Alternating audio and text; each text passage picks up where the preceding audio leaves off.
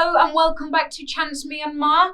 Today we are going to be looking at structuring business letters. In the last lesson, we looked at how to structure business emails. It's slightly different today, and we're going to add in some extra details. Let's get started. Let's think about the structure of a business letter. So we're going to need your information. We're going to need the recipient's information. We're also going to need a salutation, the body of the letter, the closing, and a signature. Let's take a look at salutations.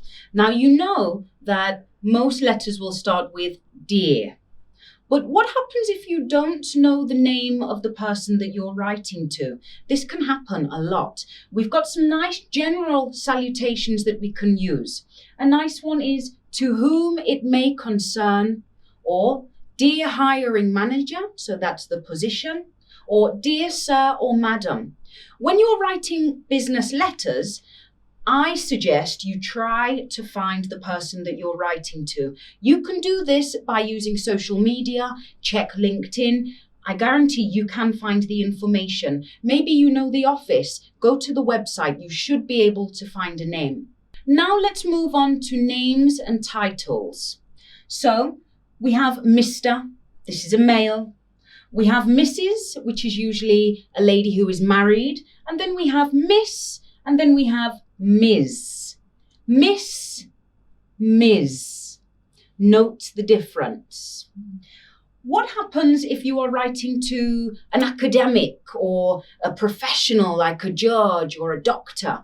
What do you need to do? Well, you will have dear professor and then their surname. So you could say, dear Judge Smith, or dear Professor Jones. If you're using doctor, you can leave it abbreviated. What happens if you're writing a business letter to more than one person? Let's say 3 people. What do? Well, you need to write them all down. So you could have dear Mr. Jones, comma, Mrs. Smith, and Mr. Cannon. What happens if you're writing a letter to a married couple? How should you write it? Well, we would say, dear Mr. and Mrs. Jones. We would use the name once. It's not necessary to say Mr. Jones and Mrs. Jones. One time is enough. Also, what about if you're not sure about the recipient's gender? What should you do? You'll have no idea whether it should be Mr., Mrs., Miss, Ms. So you could do what I told you to do earlier and go and find them on LinkedIn to see if you can find their information. Are they male? Are they female? If you cannot find that information, then you need to use their full name. So, dear Robin Smith. This is a gender-neutral name. In America and England, sometimes women and men will share names. It's important that you try to find out what they are so that you do not cause offense. You have now written your business letter. So how are you going to close it? You may remember some of the points that I made in our last lesson, but let's look at those one more time and maybe add some extra detail. So, if you used to whom it may concern, this means that you do not know the recipient of your letter. So to close it, you have one of 2 choices. You can say yours faithfully or yours truly. Note that yours faithfully is used in England and yours truly is used in America. If you know the person you wrote to, then you need to sign off your letter using sincerely. So in England, we say yours sincerely, comma. If you're in America, you could just say sincerely or sincerely yours, comma. You need to make sure that you capitalize the first letter and use a comma at the end.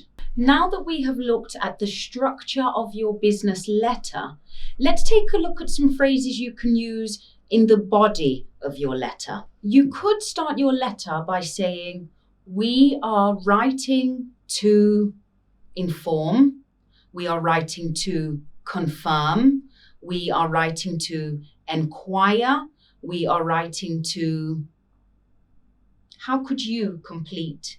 You could also say, I am contacting you for the following reason, and then you need to give your reason. Another nice phrase to use is, having seen your advertisement, I would now like to, and then you need to say what you would like to know. How do you start a letter if you are responding to a letter from someone else? Let's have a look at some useful phrases. One phrase you could use is, in response to your letter, or I am writing in response to your letter dated.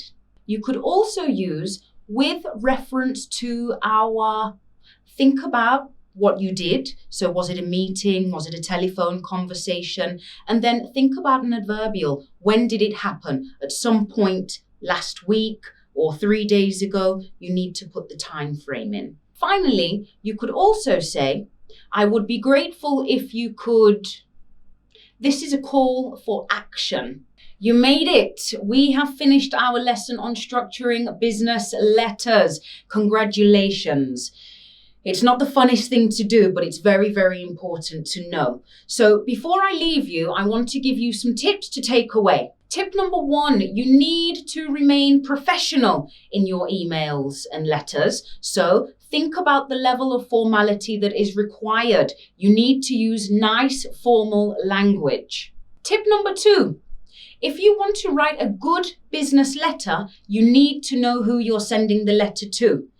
Dear sir and madam, it can be better than that. You need to make time to find the person that you are writing to. This shows respect. Finally, tip number 3, grammar and spelling. Get someone to read your letter. If you don't have software that can do your checks for you, ask your colleagues, send it out, make sure it is grammatically correct. Well done, everyone. Thank you very much for coming to this lesson. Make sure you come back for our next lesson, which is going to be all about writing business reports. I look forward to seeing you there. Thank you.